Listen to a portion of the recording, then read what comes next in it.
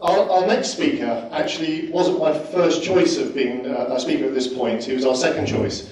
We did, no offence to you, Geoffrey, but we did invite the council to do a presentation today, and they declined, which I feel a bit disrespectful, quite frankly.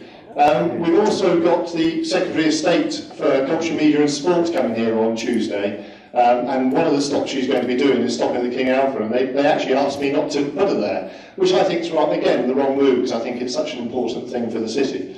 But I do always enjoy hearing what Geoffrey has to say. Geoffrey is the leader of the opposition in the city. So over to you, Councillor Geoffrey Theobald.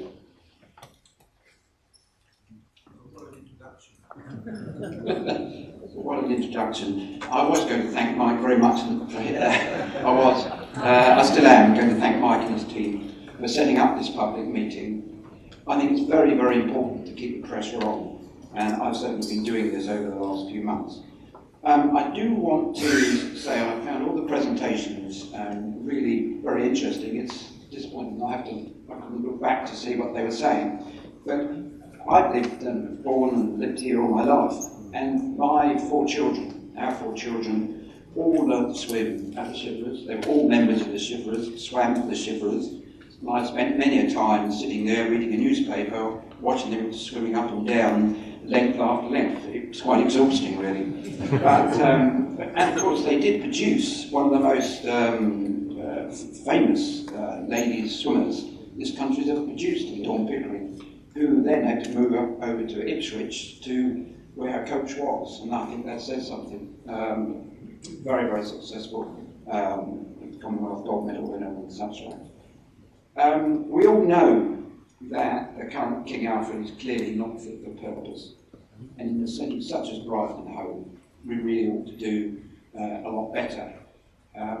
This discussion of whether it should be 50 or 30, I remember all this when the Prince Regent's swimming pool was built. We had the same sort of discussions then. But with no disrespect to places such as Burgess Hill, Worthing and Crawley, if they can build state-of-the-art new leisure centres, then we certainly should be able to do that here in Brighton and Hove, and without the help of Tesco's.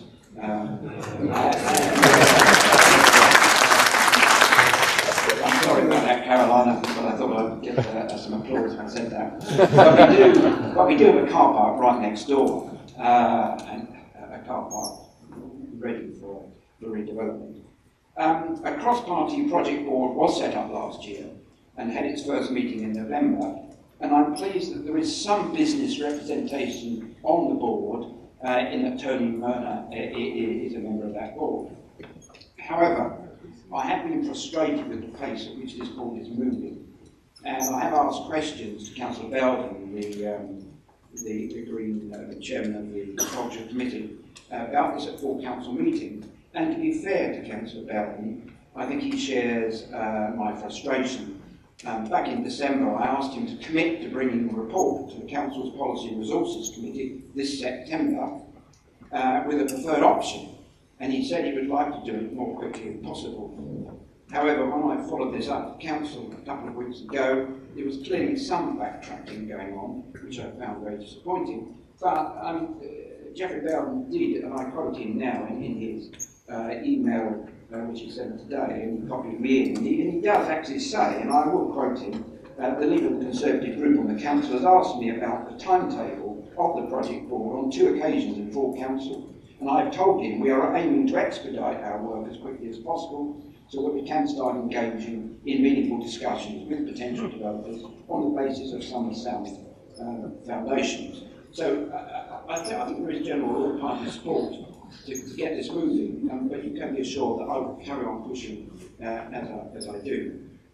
However, what I do think, what this project board is missing is the voice of the local community. And that's why today's meeting is very important. The project board, their meetings are not open meetings and there are no minutes. So as councillors, we need to keep pressing the council to make sure that residents' voices are heard. And I've no doubt that our member of the board, Councillor Andrew Wheels, will do this. The last thing, and I'm sure you're going to clap me again, when I say the last thing we want is a repeat of the Frank Gearing Towers fiasco, which would have been a massive overdevelopment and completely alienated the local community. The position of my group has always been that we want to see a first-class new sporting facilities on the site. Now, whether this is 25 metres or 50 metres is debatable, but we must deliver on a specification. That means that local residents don't have to travel up to Crawley or Burgessville to get what they want. Once again, it is disappointing that residents are not being given input into exactly what facilities they want on the site. And I very much hope that this isn't going to be just presented as a fait accompli. In terms of any enabling development and housing on the site, we have always been clear that 700 plus flats was far, far too much. And there simply isn't enough infrastructure on the Hove seafront to support that amount of housing. And if you forget how it will look, the new city plan has a figure of 400, which is certainly much more reasonable, and feedback we have had from local residents is that this may be acceptable if it means getting an excellent leisure centre. But having said all this, we do need to be realistic.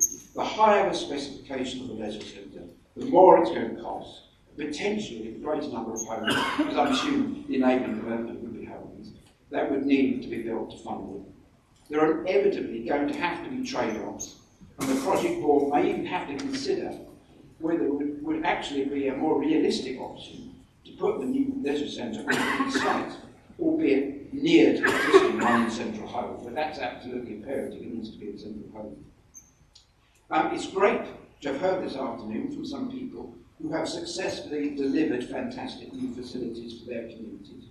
And I'm very much looking forward to hearing a bit later from some of the people who are hoping to do the same at Cllr. There are certainly some exciting ideas coming forward, and a number have been given to me.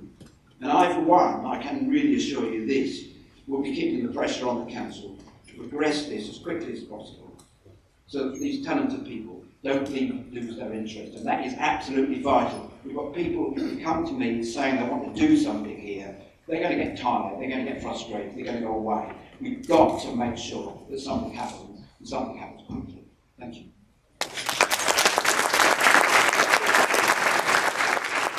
Well, thank you, Geoffrey. Entertaining and sensible as always. Thank you very much. One of the things that Carolyn said right at the beginning was it's very important to have cross-party support so we can all move forward. I think we'd all agree with that. And the whole process that we're trying to do is get ideas so we can feed it back to get that process moving quickly. We're going to break for some refreshments in a few minutes. But before we do that, first of all I'd like to thank tremendously the people who've come such a long way to speak to us today. Carolyn, James, John, Esteban, Mark and Geoffrey. But they really have given a lot of time and commitment to that. If there's anyone who's got any specific questions for the panellists, for the people who are from out of town, I'd be very grateful to take those now. We're going to hear after the break some comments from some of the developers and some ideas, and we're going to be throwing the questions open to the audience to give their opinions on what should go there as well. But ideally, if anyone's got any questions specifically to the out of town developers, I would take them. Who's got the microphones? Can we come down front?